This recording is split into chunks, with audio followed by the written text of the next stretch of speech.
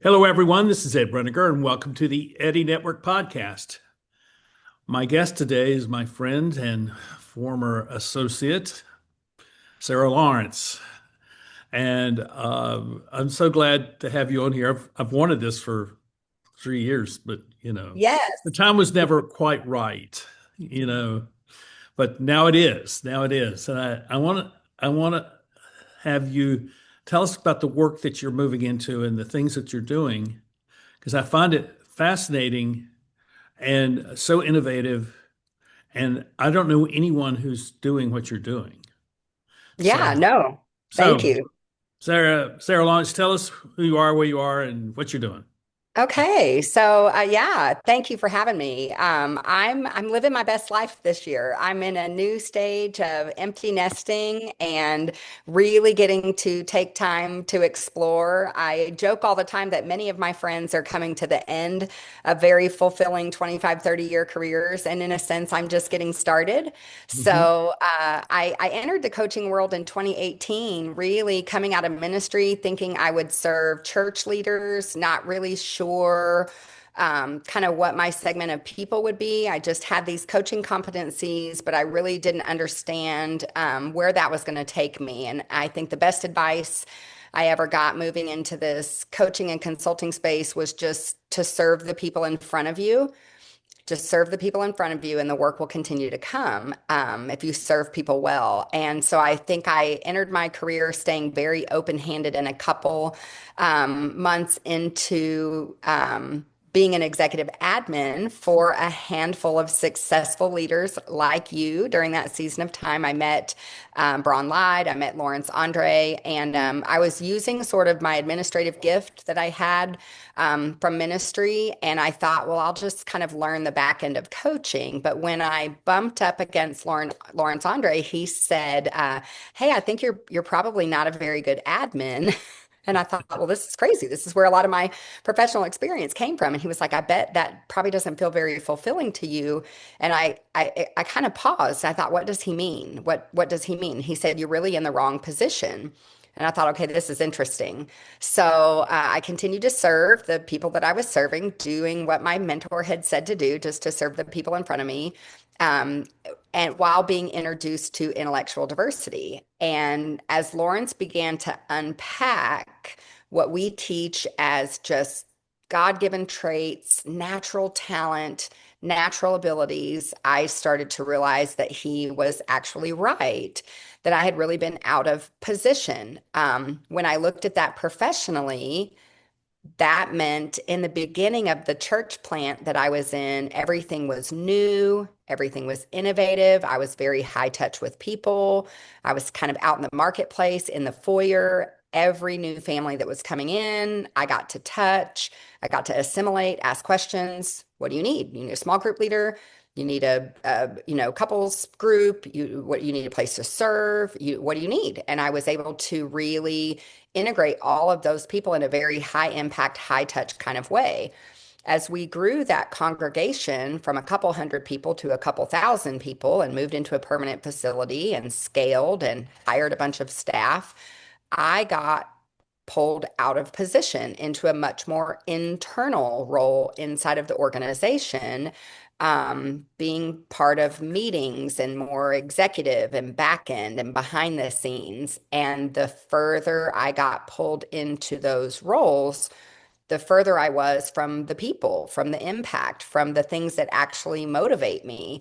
And I began to lose steam and went into this season of what most of people would call burnout. I now would say I was just out of position. I wish I had this language back then. I probably would have created myself a new role and not left. But I didn't have that language at the time. I just knew I felt tired in my soul and I just couldn't do another day there. And I realized in learning intellectual diversity, I'd just really been in the wrong seat on the bus. So, Wow, that's um, that's a major um, realization that you had. And how old were you when this happened? I would have been 39, so approaching 40, when I kind of burned out, left that role, Uh-huh. which made it hard to decipher, Ed, because I was going through some midlife transitions too as my kids started to leave, and I had a really hard time discerning, is what I'm experiencing a product of what's happening at home or a product of what's happening in my career?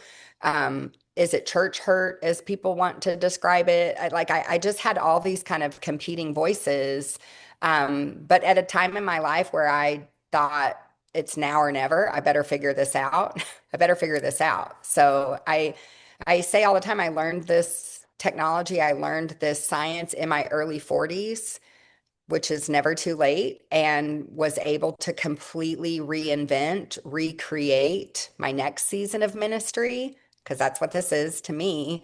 To be able to serve people, to give people the gift that I got given, which is to say, hey, do you really know how you naturally contribute? Do you know what lights you up? Do you know what your highest level of contribution is? And how are you measuring that? How do you know? Is it a hunch? Is it something someone else told you? How do you really know? And I get to take clients and I'm using their result, which is why it's so accurate. They answered the questions, and I'm able to use their underlying psychology to give them language for why they contribute the way they do, for why they think the way they think, for why they behave the way they behave. And then we get to line that up in a really meaningful way to what they want more of, personally and professionally. It's a gift and it's a ministry. I believe I'm getting to use this science to see people the way God sees people. I'm getting to affirm people, which is my core. I love that. And so I'm really getting to use my highest gifting every single day, serving individuals, marriages, organizations. It's a gift. I think it's fantastic. And I mean, you told me about this last fall, and I just thought, wow, this is just really fantastic. People need this sort of insight into who they are. One of my guests here on the podcast, I've been on a few times, is Barbara Klebe, who is a physician and a polymath coach in Switzerland. And we have a group that meets every other week. And last week we met, and her question to us was, this is the way she wanted us to introduce ourselves during our time together. She says, tell us what your contribution is. I like that. And it was really interesting because I don't think people think in those terms.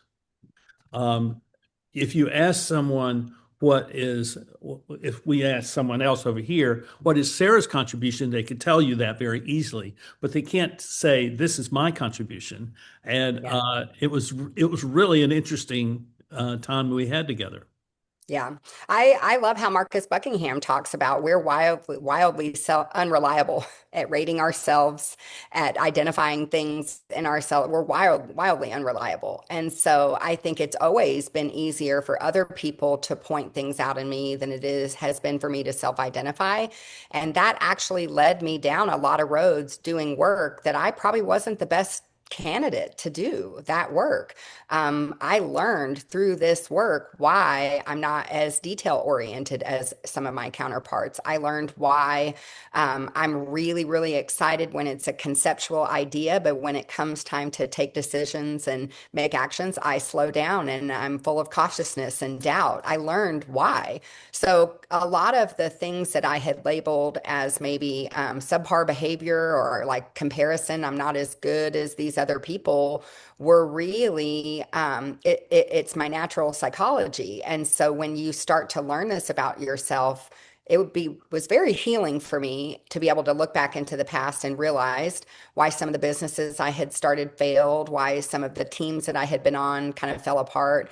It did help me contextualize and close the door on where I'd been professionally, which I felt helpful. Most of my generation and Gen X, we're going to have multiple career streams in our lifetime. We're the gig economy. We're not going to just get on at one company and do the same thing for 30 years. And so I thought that is a very healing gift to be able to look back and say, don't feel bad about all those things. They were all stepping stones. And in a way, they were all iterations of me trying to bring my natural talent to the forefront.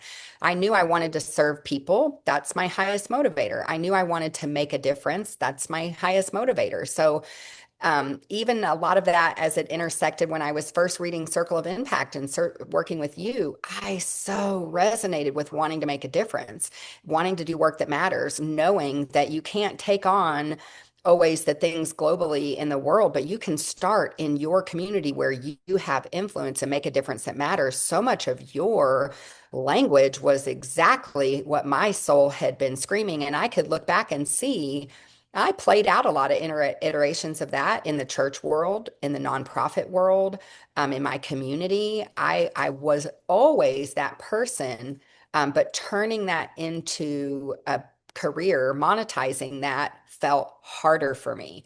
So when I met this company, when I met O&D and I met Lawrence Andre, they were using this teaching method teaming in the corporate world. This was a corporate facilitation tool, and it was happening inside corporate training. What I begged them to help me do was to lift that out of a corporate training world. I didn't feel qualified to do any of that. I didn't want to serve Fortune 500 companies and go put on a month-long training. That none of that felt like small impact where it mattered. I still felt like I wanted to serve small to mid-sized business, individuals, churches.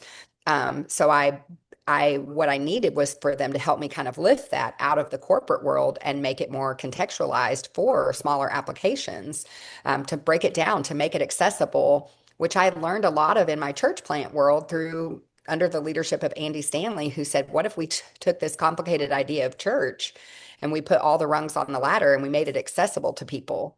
So that idea of making things easier for people was in my DNA from ministry. And I thought, what if we can take this robust psychology tool out of the corporate world and begin to break it down and make it accessible? And God just brought me the absolute perfect partner in Lawrence Andre, who's gifted at building things, who's gifted at seeing the ideas that someone like me can find in the marketplace through client discovery. And he is really gifted at going about building that. And so this beautiful partnership formed between he and I, where we started to begin to recognize what products could we create for people, so that they can take this idea of intellectual diversity and point it in different directions. And so we began to innovate and build product lines, to help people to make this science accessible, make it relevant to where they were going in their life, whether they're in professional transition. We have a product for that called Professional Alignment. Whether they're wanting to kind of hand the reins over to their adult kids, we have this program called Adulting, and we help them see their adult children and help them leverage that. We created a marriage service, which came out of a huge personal place of pain for me. So we just began to deploy products built off of intellectual diversity that just made it easy for people to apply our work. So you really are coming back to what's in front of you, and we're going to address that. What's in front of me right now? That's the way I've operated. And Yes. I mean, I think since the beginning of my consulting work 30 plus years ago, I just said whatever comes in, shows up in front of me, I'm gonna address that. I'm gonna work with that. And very rarely would I ever say no, because everyone who comes to you with a need has a need, and they need you in some way. And I think the fact that you can, how do I say this? Let me back up and say it this way. What I saw when I began my work was I didn't want to have a standardized program that I would give to everyone. I was going to customize everything, all my material, and I was going to customize it for the customer. And that worked really well until after the recession, when nobody wanted to do anything and they just wanted to find ways to save money and make money, and that was all they were going to do. But they weren't going to change. They weren't going to establish some process for development. They weren't going to work on their teams. None of that kind of stuff went on. So it was a challenging time. But the idea is respond to who you're talking to and provide them some kind of service which advances them or creates an impact for them that they would not be able to find if they just went to the shelf in the bookstore and looked for a book on it. Yeah. I love that. I think what happens a lot in our leadership space of coaching and consulting is we have all this knowledge that we've acquired. It's like the reason most of us transition out of some form of ministry or corporate America, and we've got all this knowledge acquired, and we've got these things that we want to teach, these frameworks, these tools, these systems. And so we're just chocked to the brim with all of this value that we want to give to clients.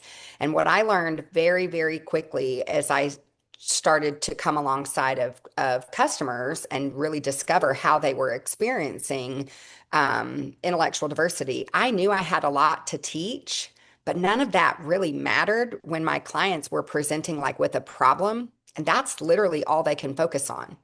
So I had to learn to kind of set aside all of the things that I wanted to teach and all of the ways that I wanted to help and Mhm. fix and shore up and just recognize again, we have to put all the rungs on the ladder. We've got to make some of this accessible. We've got to find where those access points are, those pain points are, and we've got to apply the knowledge of our frameworks, our systems, our tools as we go in measure to the ability that they can have the capacity to take it on. That was a big learn, I think, as we began to get better at some of these services that we created. I'm partnered with someone who is wickedly smart, way smarter than I am, has a massive theoretical drive to just acquire knowledge. And I felt as kind of the people person on our team, I was watching a lot of our clients drink from a fire hose. And it's like they came with this situation and they're like, I need help, but then now you just want me to learn and learn and learn and learn and learn. And are we getting to the problem yet? Because it's like I mean, I'm learning, but like I got this problem here. And so we began to kind of hit the brakes and pause a little bit and say, what if instead of just giving them everything on the front end, we just know that as part of this process, we're going to kind of drip their psychology back onto them and give them sort of the why behind the what, but we're going to start with what matters, what's going to give them a little bit of relief, a little bit of traction, a little bit of new awareness or perspective. Could we just give them some of that in measure where the client starts to feel like, oh my gosh, and now they're seeing it in motion, but they can get their head above water a little bit and then they come back for more. And I think that rhythm, I know that Lawrence and I would both say I was the right person to collaborate with him to bring some of that humanistic empathy approach to say, hey, slow down, let's not drown these people. I mean, I know you got a lot of knowledge, but let's make it work in the right measure. And that really made a difference with our services because what we would find is a lot of people would say, I can't believe this can make such a big difference in a short amount of time. But that took months and months of honing, refining, and tweaking and kind of getting it wrong. And, our early experiences, we just kept iterating and iterating and iterating and tweaking until we got it right. But we were focused on what the customer needs as we were figuring out how to get that right. So by the time that we got to year 4 and year 5, just the magic that happened that turned on as people began to share our work. It was like, oh my gosh, are we really doing this? This is incredible. And that's what the last few years have been like for me. I can't believe I get to do this work. I say all the time, I don't think I would be as effective if this work did not transform me first. And it did. It transformed me first, professionally and personally. And I think that that makes me the exact right person to go drive impact and use this tool. Do you find, I have, this is a two-part question, and I'll just ask the first part first. Do you find that there is a common starting point for most of your clients? That there's something that is similar to, across the board that they're bringing to you, and you've learned to start at this point because that's probably and most likely and almost absolutely where they are at that moment. Yeah. I would say a phrase that comes up a lot is they just feel out of alignment. People will say, or the lack of congruence, they just feel out of alignment. They just feel very like something is off and they've What does bumped that up. what does that mean? I think that means like, hey, I'm doing this job that I went to school for, that I should be doing, that I have a lot of experience, and I show up every day and I hate it. Like where I'm missing something, there's something off. There's that deep, I should be happier than I am. I should be more connected than I am. I should be experiencing more fullness and joy than I am.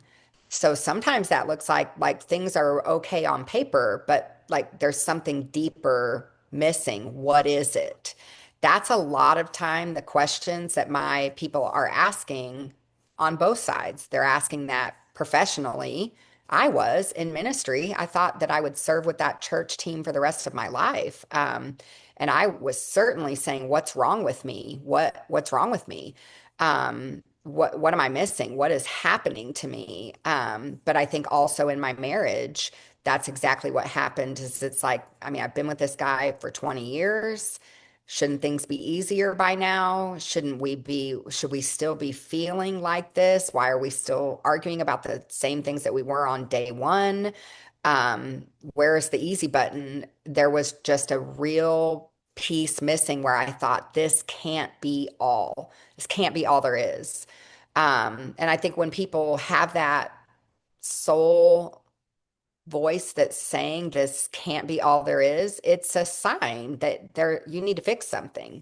I think that is your that internal dialogue that says you're out of alignment. Something's not right. You don't quite have it right. There's something unresolved. There's something missing. There's something more for you.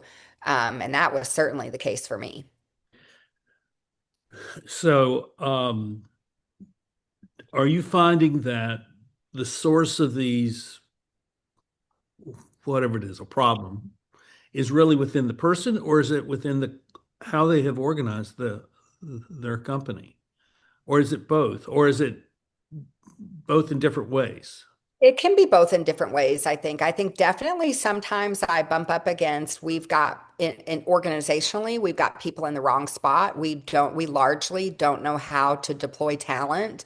So we look at knowledge, skills, experience, and we kind of organize around that. And there's some hierarchy and some politics inside companies. And so we focus on that, but we don't really know how to deploy talent. We miss a lot of valuable ways to utilize people when we don't know how to leverage divergent thinking, when we don't know how to leverage soft skills like empathy and understanding, when we prioritize results over kind of engagement and we measure people against hard numbers. And so we get people competing against each other, sometimes inside the workplace, which is not fun for people. And they compare inside of the organization. There's a lot of comparison and workplace resentment builds. And so, yeah, we build a lot of dysfunction for lack of knowing how to do it better inside of organizations. And this happens in the nonprofit world as much as it happens in the corporate world. We used to say all the time on my team, and it was, shouldn't we as the church, shouldn't we be getting it right? Shouldn't we be on the forefront of creating the best culture in the world? But we weren't. We weren't. We still had business objectives. We needed to grow. We were operating on a shoestring budget. There was never enough people. There was never enough resources. We had plenty of our own dysfunction. Many of us were serving out of some hole or capacity in our own lives and shape shifting and bringing in our own junk because we're human. So no, like we're human at the end of the day, and the people side of business is what's always so messy. So I think what happens is organizational leaders focus on strategy and results, and they're like, if we just focus on that, because it's harder to focus on culture and developing people and helping people find a higher level of contribution and tending the people side of their business. It's messy and many people don't want to focus on that. So they're like, well, if our strategy is just good enough and we're winning, then we'll just pretend none of this dysfunction is happening. And I see that a lot. I see that a lot. Is what you're doing the sort of thing that a company that wants to expand and it wants to start something new that it's not been doing, but it has this strategy to start this new thing, and they're going to have to create a brand new team. Is this something that you would come in and help them identify who they need to have on that team, and then help to hire those people? Could you all kind of do that sort of thing? We do. A lot of times what we do is, and we love to work with companies that are ready to scale. You know, when you're small, everyone wears a lot of hats. I think this is why Lawrence and I really love to work with small to mid-sized company because you can really drive a lot of impact. You have less corporate structure, you have less rules to follow. But when in the beginning everyone does everything. So in a sense you're all playing out of position. But as you scale, you've got to get people in position. You've got to start specializing some of the work. So you need to begin to ask the question, who should be doing what work? So Lawrence and I describe that as being able to see the work and see the people. So a lot of times we can draw circles around the work. We know what the work is, but we don't have a way of seeing the people. So what we can do with intellectual diversity is help you really see the people who is going to be better at operating process, who is going to be more naturally motivated to finish the work, who is going to be more naturally motivated to do the new things or the high touch client things or to create the process or to strategize on the front end versus operate. Who's going to be more built to serve the client? Who's going to be more built to build the systems? Like we need to know some of this, and we can use our tool to identify some of that so that we can begin to deploy talent in the right way so that we can help you scale. And when we start to specialize like that and get everybody in the right seat, you can actually do more with less. You can actually, that's how you can scale and you get people doing what they do really, really well. And Lawrence has taught me a great deal about how to do that. We've been able to do that inside of some insurance firms, security firms, accounting firms, lobbyists. It's been really, really cool in the last couple years. Again, I didn't think that I was kind of going to get into this space, but the more that I learned, the more I felt confident coming into some of these businesses and saying, "Hey, I can show you something very, very, very different." And the part of it that I like is being able to help bring to light for those quiet, struggling employees that are, I say this all the time, companies sometimes beat down on people about find your passion, find your why. Most of us are not doing vocationally what we're passionate about. We're trading time for dollars during the day so that we can go home and do the things that we're passionate about. Our lives don't always line up that we get to do the work that we're the most passionate about. Sometimes we just have to go do a job so that we can go home and create art or garden or do something impactful with our families or support national adoption or support homelessness. Like there's a lot of things people feel passionate about, music and the arts and food, that's never going to be their job, but they got to do something with their 40 hours a week. So how are we going to leverage them and make the best of those 40 hours? That's the work that I want to do. I want to come in and help this person say, I want to know you. I want to deeply see you and I want to connect to what matters to you. But you got to spend 40 hours a week here. So how do we make the best of it?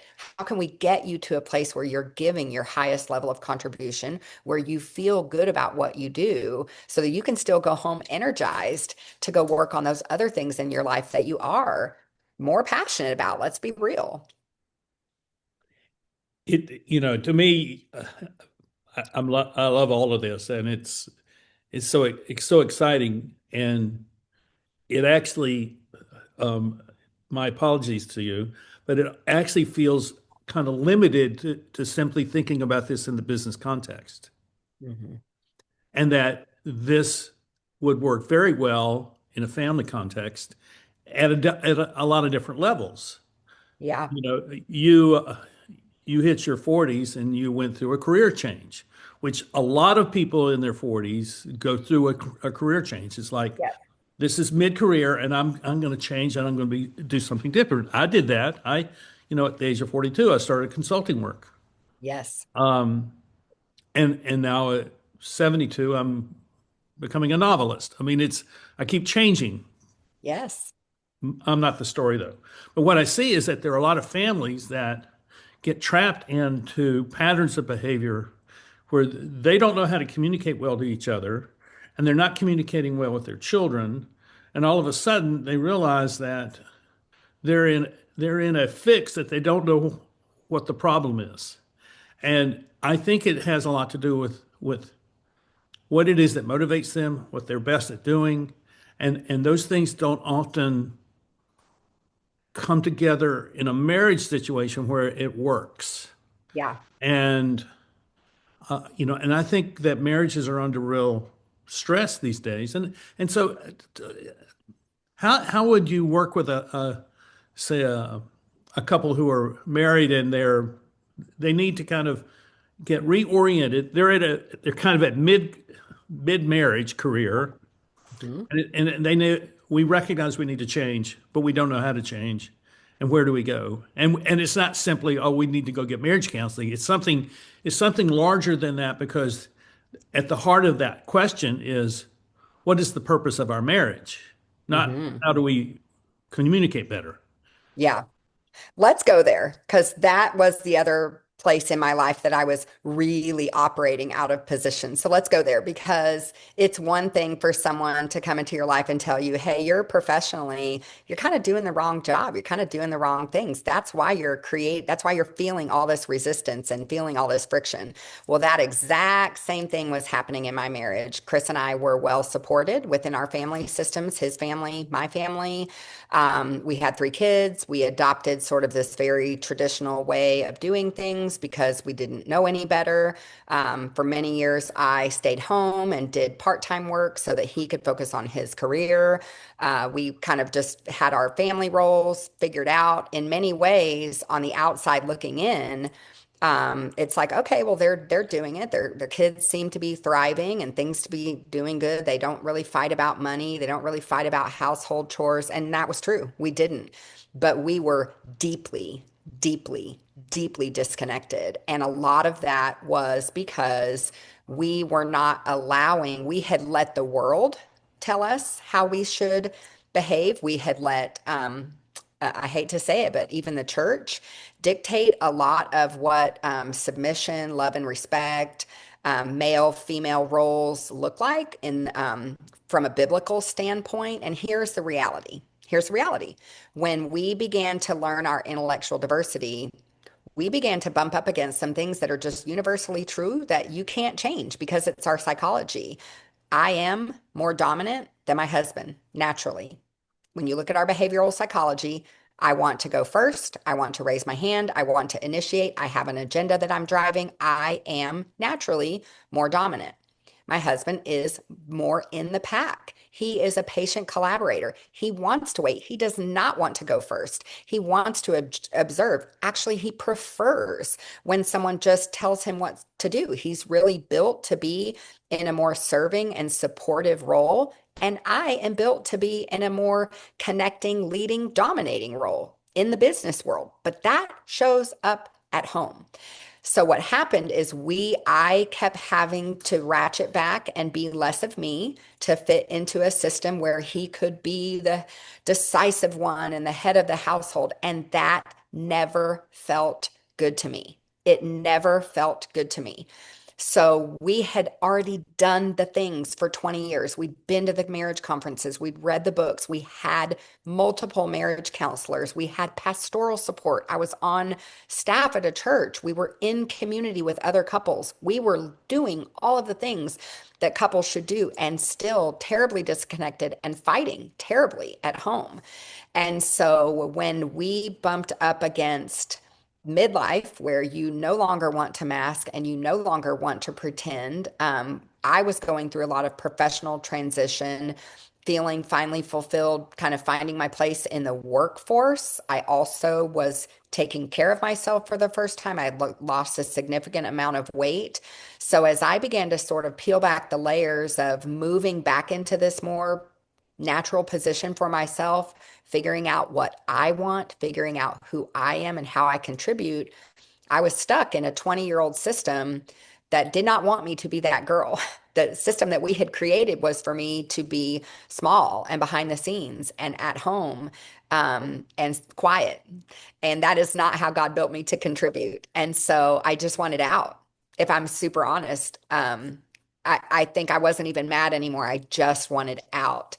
And so we actually separated at year 20. We went through a very painful transition where we just separated and had to get quiet to say, do we even want this? It wasn't even just me asking that. It was also my husband asking, do I even want, what is this? But both of us basically kind of came to the end of that few months separation and said, we don't want that. Neither of us wanted that back. So we had to have what we would say now is a funeral. We had a funeral for oldest for our first 2 decades of marriage. And we said, if we're going to stay together, we have to create something new. And we have to do this with a new awareness of who we are today and who we really are. Let's just give ourselves grace at 20 and 25. We didn't know really who we were back then, but we know clearly who we are today at 40 and 45. And so we had to sit down and say, everything goes back on the table.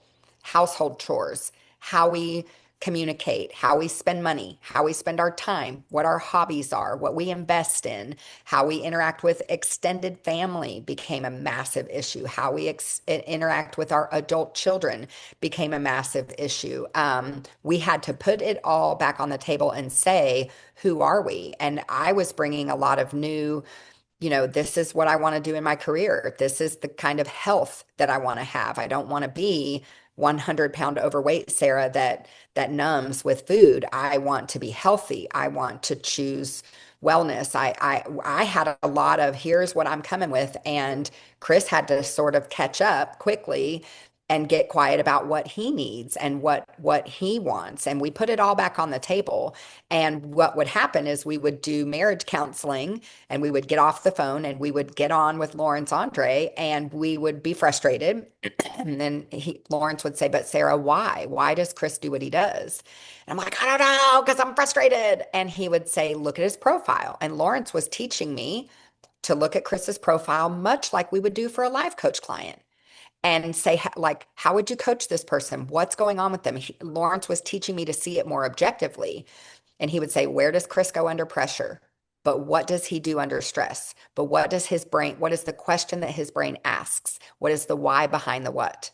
And I would get wound up and I'd bring Chris in and I'd be like, Lawrence needs to talk to you. And Lawrence would unpack literally our whole hour marriage counseling session because my marriage counselor was coaching the what. My marriage counselor was coaching the what, the behavior, why Chris would withdraw, why I would demand, why I would attack, why I would get angry, why Chris would shut down. She was coaching the what. For the first time in 20 years, Lawrence was giving us the why. Lawrence was saying, okay, but what if we just accepted that this natural anger that Sarah feels when something doesn't go right, when something needs to be fixed, that's her dominance. That's her God-given gift that pairs with anger. This is behavioral psychology. She's never going to not feel anger. So, yeah, can she get better at the behavior of anger? Absolutely, because we can't name call and we can't do those things. We can't criticize to that, right? The behavior was the problem. The what that the counselor was trying to get to was the problem. But I was not motivated to change any of that behavior until someone told me why. So when Lawrence started saying, Sarah, you'll always feel this. This is God's gift in you. This is your why. You're going to feel anger because your brain, you're a leader. Your brain is saying, do something, do something, do something. Now I started capturing some of that and I started putting more mature words to it. And I'm like, I'm feeling this thing. I want to speed up. My husband wants to slow down. I want to act. He wants to think. I want to get angry. He wants to go to fear. We were doing very opposite behavioral patterns. And when we started to understand why, well, then now you can't be mad, right? If every good and perfect gift comes from the Lord and God made my husband, I can no longer be mad when he needs more time. I can take it up with God, but I can no longer be angry and criticize him for doing what he's naturally built to do. And vice versa. He's got to understand why I'm feeling the way I'm feeling and why I'm doing what I'm doing. And when we started applying that, everything got better, exponentially better and fast and fast. And I thought, holy cow, why are we? I mean, this is amazing that we're doing this in teams, but we need to do this. And I went back to Lawrence and I'm like, this thing that you're doing with us, we have to do this with couples all over the US. There's bound to be thousands of people like Chris and I that someone just needs to give them the why behind the what and connect the dots for them so that they can make better decisions, so that they can make better arrangements for how they interact and how they connect and how they communicate. Because when Chris and I got back into some of our natural positions and recreated something new where he gets to be fully him and I get to be fully me, we experience connection and intimacy that we had never had in our first 2 decades. So the last 5, 6 years of marriage since we've learned this work have been deeply fulfilling and profoundly connective in ways that I want everyone to have that. And I say all the time, I get to have a brand new marriage. I really do, with the person that holds all of my history. I don't have to do it with someone new like a lot of people do. I get to have it with my person who holds all my history because we were willing to start again, scrap what we did, start fresh, and learn a whole new perspective for seeing one another. And it's amazing. Yeah, I watched you go through that, and it it very touches me because you two are at such a good place. Yes. Yeah. And I know so many people who need this very thing because they've never been trained to even think about what their why is. They don't know what it is. They just know what they're been told they need to do. And what they need to do um, sometimes becomes very selfish for them. And they can't do anything other than be selfish because their needs are not being met and their feelings are not being heard and they're not being recognized. They're not being appreciated. They're not being thanked. All those things that are what we'll talk about as the normal things that happen between people. They're not happening. They're not happening at all. And I see it in people who everybody thinks, well, they got a great marriage. Well, they don't have a great marriage. They're not, you can tell, this is one of the telltale signs for me. I'm out in public. I'm downtown. And when I see a couple walking across the street and one of them is walking in front of the other one, they're not walking side by side, I know there's something going on there. So, Mhm. how you bond with your mate, your partner, your spouse, your loved one, it also has a corollary to how you bond with your children. Mhm. Um, and what I found was when my oldest was about 11, maybe 12, my youngest was about 5, I realized that if I kept doing the same things I'd been doing, I would be imprisoning them in childhood until they were out of college. And so I started treating them as adults very early. And by treating them as adults, I was never answering their questions. I wasn't giving them the answers. I was giving them a question which allowed them to make their own decisions. And and they would say, they would come home and they would say about somebody who had said something to them. So, well, what do you want me to say? Well, why did they say that? I said, I don't know why they said that. Do you know why they said that? No. I said, well, okay. If you don't know and I don't know, then we don't know together.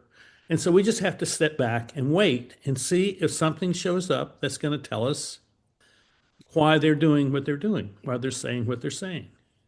Because if you respond, if you react to everything that's said to you, then people who do not have, who have ill intent towards you are going to see that and they're going to make your life miserable. Mhm. But if you don't respond to that kind of stuff, then you'll be okay.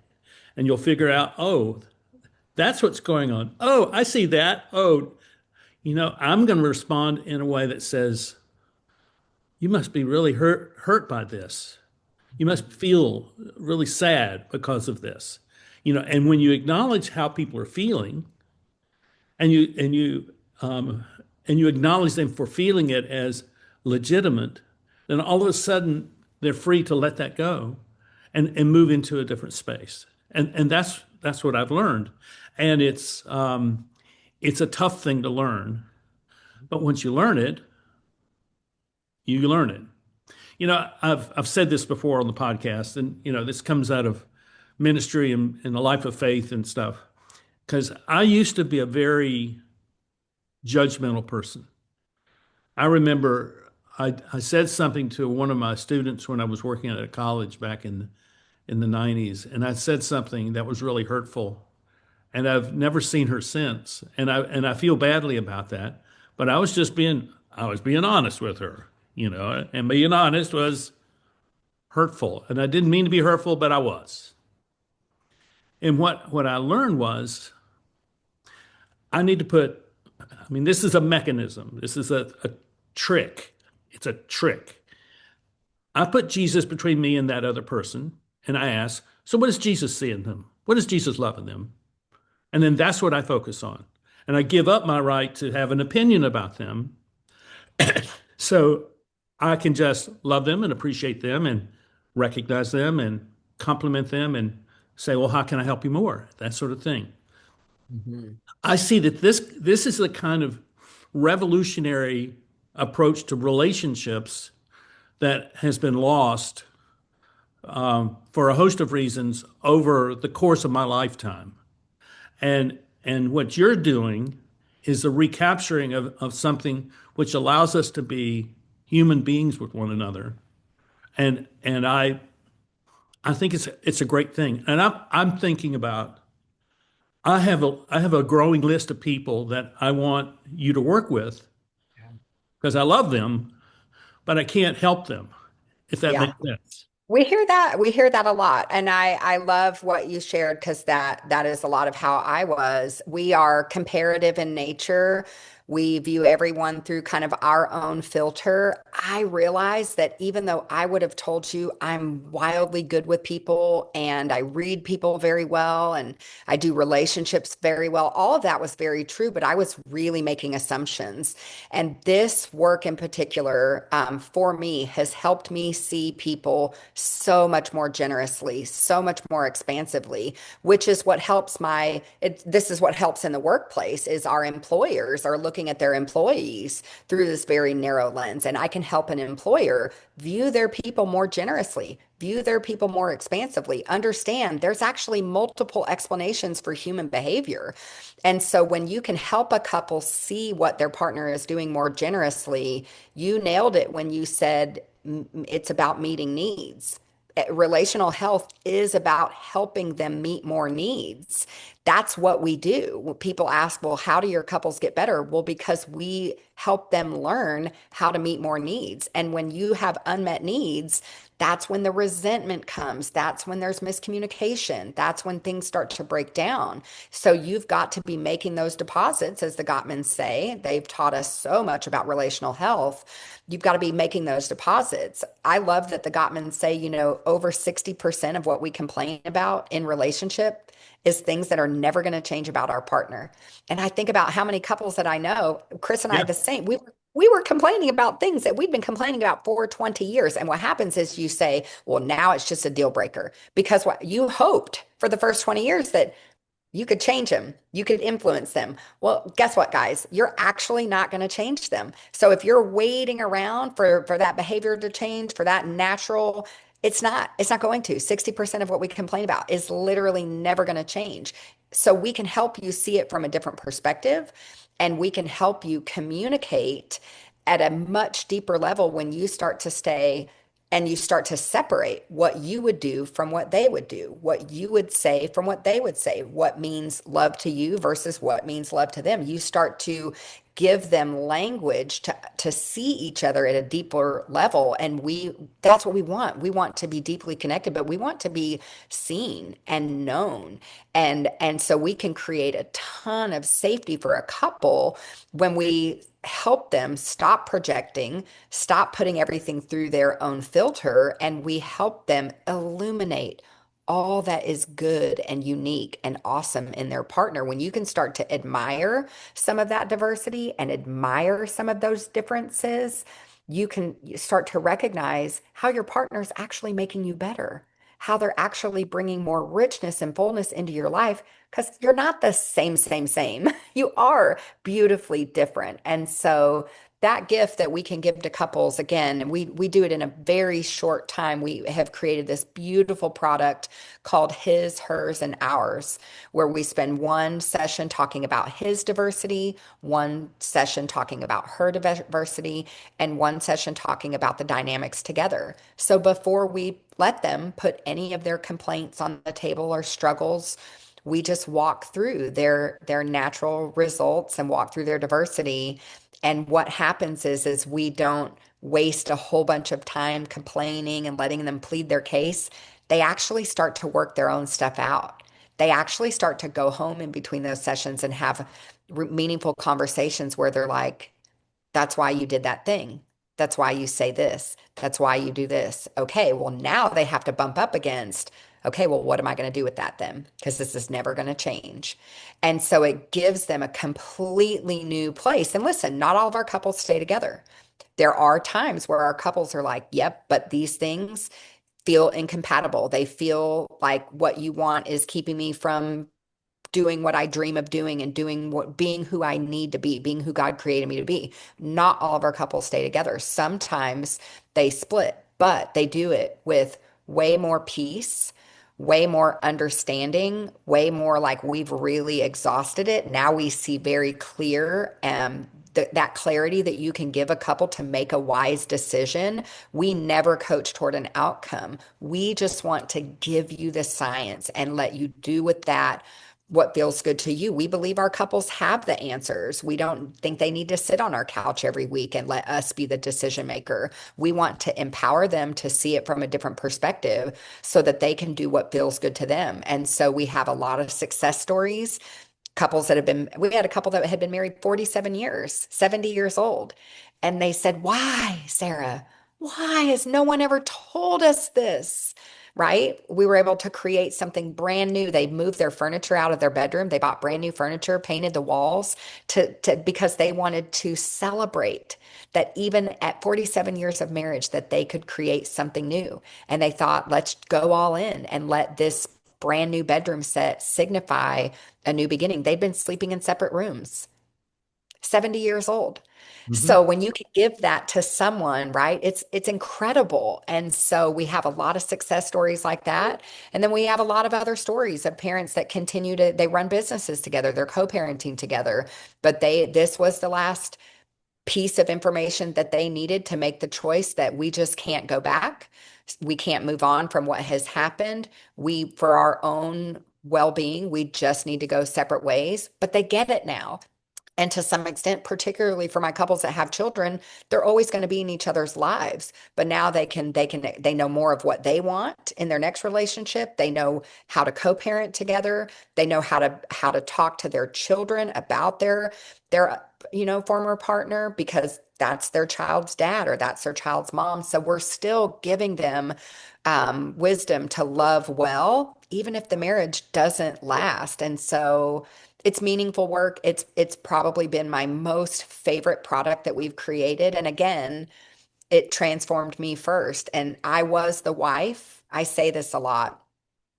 I know what it's like to go to bed at night and feel full of contempt and be praying that God would take that away and be just swirling in your own shame that you can't make it work and that you're not happy and that you don't want this and you think, God, maybe if just one of us would die, like just that would be easier than just divorce and the failure and the fallout and the kids. And I know what it's like to go to bed at night with those feelings, and it's awful. And so I know that my clients believe me when I say I've been there. I've been at the bottom because I have. I have. And we were at the bottom for a long time. And I was not convinced that I could have what I had now. I would have told you I could have this with someone new. But if you would have said, no, you could have this kind of marriage with Chris Lawrence, I would have said, I don't think I believe you. I don't think I have enough hope there. But someone held hope for me and said, just try, just keep leaning in.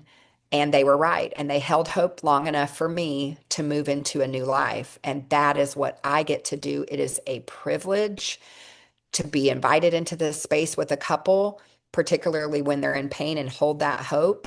And then what they happen is they say things like you say, like, I want my adult kids to have this. I want the young couples to have this. I don't want them to wait 30 years to find this. They want to gift this service to everyone they know because they're like, dang, if we only knew then what we knew now. And we feel that excitement too. It's special. Um, I think you know what about one of my projects, and this project of this novel that I'm writing is really about young men and women in their 20s and 30s. And I mean, you're not out of that world, but you're not out of that world. I mean, you know it. I mean, it's still very familiar to you because you were just there. But what I have found, and this is why I think what you're doing can be really helpful to them. What I have found is that my generation and the Gen Xers have said to these younger generations, we have figured this all out, and so here are the answers. All you have to do is go live them out. And what they're saying is these aren't answers. This is just you're imposing your own personalities on us. Yes. And the way I've come to define this is my little. I have these little phrases, as you know. These are answers to questions never asked. They're not asking the questions that my generation asked, and the answers my generation came up with. And so my question is, what is the question that you want to ask? And I don't even think they know what questions to ask. And Mhm. they're in this kind of isolation chamber where they don't know what to think and they don't know what to do. And it's just easier to go live in their mother's basement. And they get criticized for that, but I think that's a product of the way we have treated them. Mhm. And I'm convinced that this generation, and I'm going to include the Gen Alphas that are emerging now, are going to look at the world very differently than my generation, your generation, and see that there is a different way to go about things. And I think what you're talking about is something that there's a product for them. I don't know how it's delivered to them because they receive things differently. Mhm. But I think this is something that's really well suited for younger people, younger adults, and I hope that they find a way to receive that from you. Yeah, yeah, you are speaking to something Lawrence and I feel very passionate about. My kids are in 26, 24, and 21. Lawrence has a son also in that same age group, and so we deeply care about the next generation. And I do think what you're speaking to is a massive lack of identity that this Mhm. generation feels, particularly in Gen Z. And they've tried the shoe on of like my parents tried to tell me who I am. The church tried to tell me who I am. School tried to narrow me into who I am. There's like a lot of other people that want to tell them. And then social media for sure is telling them find this narrow thing, this narrow definition of beauty, this narrow definition of masculinity, this narrow definition of femininity, right? And there is so much of that. I think what we get to do for them is help them connect to their identity and help them tell the story of like where have you experienced some of this before, where have you seen this show up before. So as we're teaching some of these profiles to our young people particularly, we're getting to ask them, where has this happened? And they say, in high school, this thing, or when I worked that first job, this thing, or when my first relationship, this thing. And they begin to start to tell the story, and no one has helped them connect that to like, well, why did you feel that? Do you know why you felt that way? Do you know why that was awesome? Do you know why you felt good about that? Do you know why that made you angry? Right? Like there is so much that we can give them if we will just sit with them and help them extrapolate some of that. But then I will say, compared to my generation as Gen X to Gen Z, I didn't have all the noise. I still had a hard time kind of coming into my own and finding my own identity, but I didn't have near the noise that this generation has as they are trying to sort out who am I and how do I Yeah. contribute. I thank God every day that I found this work when I did because my kids were in their older teen years when I came across this work. So when I look back to, my kids, I think were Brittany was 19 when I first started doing this. So I have had profiles on my kids as they've entered their early professional careers. And I was able to have enough influence to say and to fan the flame in them. You, I think you're going to want more of this. I think you're Yeah. really good at this. I Yeah. think, of course, you want to do that. And to be able to give that to your kids. My kids are experiencing wild success in their early 20s, feeling very connected to the work that they do. And that is not because Chris and I were phenomenal parents, it's because of this work, helping us not put them in a box, but helping us see them for who they are, not for who we want them to be. And it's going to be a real treat when I get to interview Brittany. Yes. But she's a Yes. star. I mean, she's a star out there. Yes. And she probably doesn't want to hear that, but that's true. And Yes. well, it's because of you and Chris. It is because what they see is your willingness to change Yes. and your commitment to each other. That you are unwilling to let the thing die without it being resurrected. Yeah. And I Yeah. and I celebrate you're you're one of a handful of people that I've gotten to know throughout my career that I deeply appreciate because you have given me not only good work and good help and good advice when you were my virtual assistant, but you've given me great hope for the world and hope for the future because of the way you have processed your own series of traumas that you've gone Yeah. through. Yeah. And here you are today, just magnetic in the what you're sharing with us. And I'm so pleased. I appreciate that. I hope that's my legacy because it makes all the pain and the hardship and the shame and the poor choices, it makes all of that worth it if my legacy will be. But my mom persevered. Sarah persevered and she created something new and she didn't have to just accept the life that she was born into. She was created for more. She learned her own value. She found how she wanted to contribute. She loved people deeply, messy. I don't want them to not say I wasn't messy. I'm messy. But I hope that that is my legacy. And I hope that our kids have watched as we've made mistakes, but have watched us start again. Because I believe that they will bump up against that someday to some extent. I hope it's not as painful as what Chris and I went to. And I hope that they can dig deep in the well and say, if my mom and dad can do it, we can do it too. And I hope it helps them fight for relationship. I really do. And to think that you still have another 40 or 45 years ahead of you. Yeah, the It's, impact. yeah, that is better.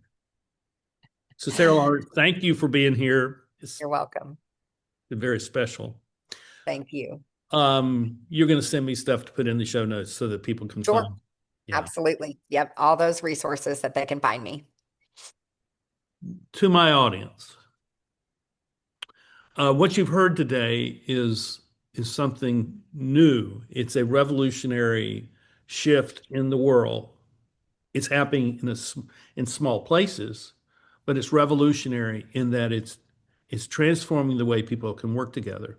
And Sarah, I'm capturing this and thinking the CEO of a company who gets this wrapped in his or her head can then change the entire company by merely treating their people with dignity and respect and understanding. And I've seen that happen. And I'm going to be interviewing a guy that I've watched do this, or he was part of a team that did this. So it is possible. It is possible to change your organization, and you do it by how you treat your people. And that's why I am encouraging you to think of yourself as a facilitator of the leadership of other people. And when you do that, you become a servant to them. And when you're a servant to them, then they will be a servant to you. That's And your right. relationships to each other will matter well beyond the bottom line in the P&L spreadsheet. So I wish you well, and I hope that this has been an encouragement to you, and it has certainly has been to me. All right, Sarah. See you soon. Okay, my friend. Thank you very, very much. I'll nudge Brittany. Maybe she can get on your calendar next week. I know she's down, she's sick. We've all got like cedar fever this week. So I get it. yeah, but it's so good to see you and Happy New Year. Thank you, Happy and New you Year too. to you. All right. We'll And we'll talk see you soon. all.